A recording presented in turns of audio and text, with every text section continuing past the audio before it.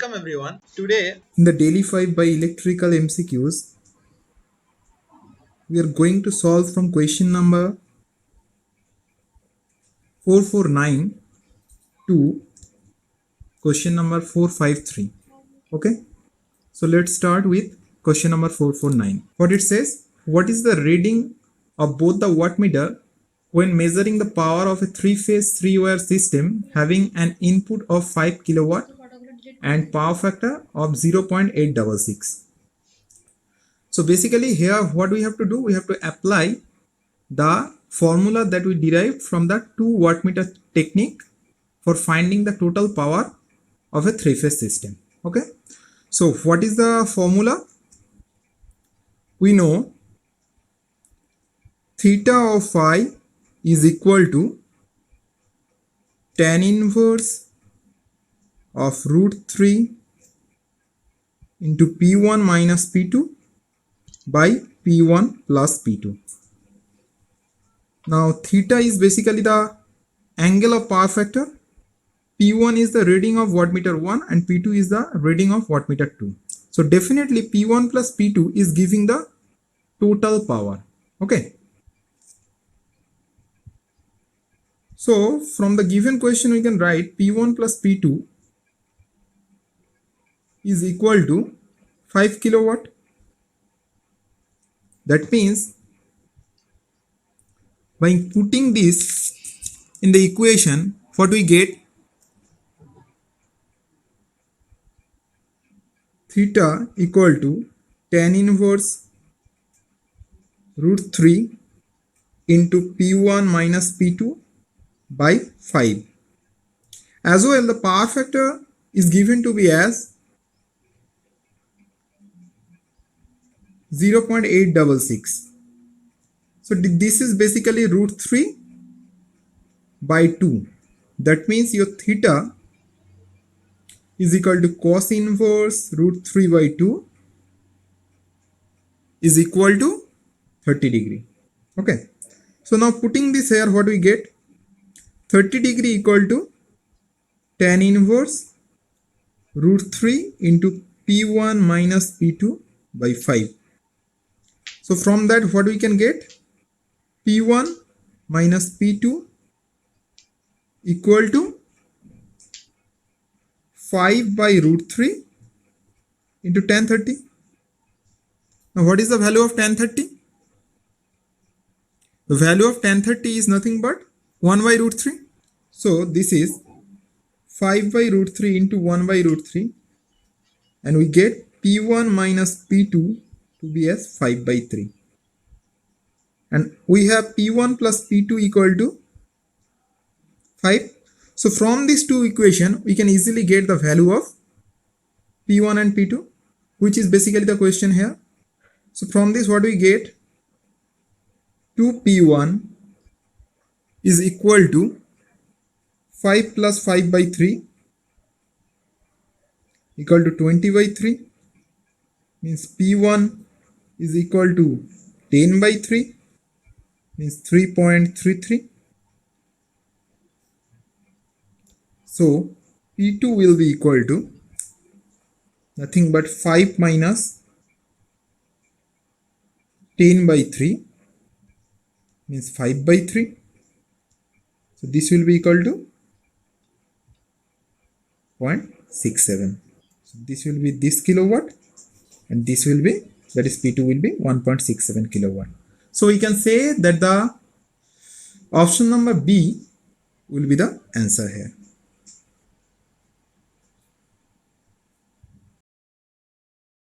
So now let's go on to the question number 450.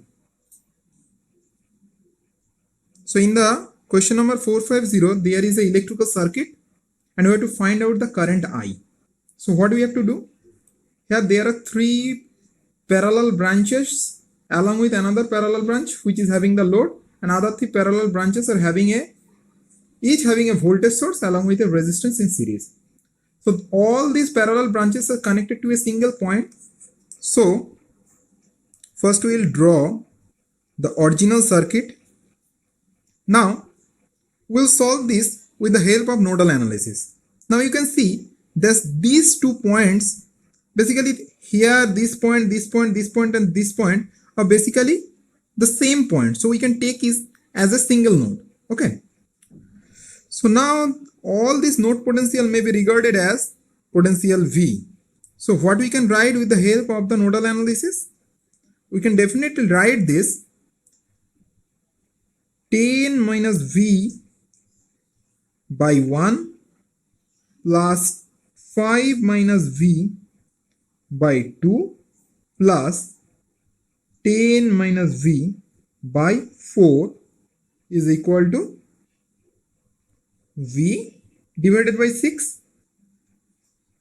So from this 10 plus 5 by 2 plus 10 by 4 will be equal to V into 1 plus 1 by 2 plus 1 by 4 plus 1 by 6. Now in the next step, what we can write? This will be equal to, basically if we calculate, will be 14.75 and this will be V into 23 by 12. So basically your V will be equal to 14.75 into 12 by 23. This. So now what do we have to do? You have to find out the current I. So this I is equal to V by 6 and we have already calculated V to be as 14.75 into 12 by 23. So dividing it by 6, you will get it to be as 1.3 ampere. Approximately 1.3 ampere. So definitely here the answer will be nothing but the option number. Okay, understood? So next we'll go for the question number 451. So what this question asks? It says what is the value of current at half power of a series RLC circuit at resonance when the maximum value of current is 20 ampere. Now you know that for a series resonating circuit at half power, basically the power as well as the current, the power basically half the maximum power and the current basically 1 by root 2 times the maximum current for that circuit. Okay, so the half power current will be equal to Im by root 2. That means here 20 by root 2 is equal to 20 into 0.707 equal to 14.14 ampere. So definitely the option number D,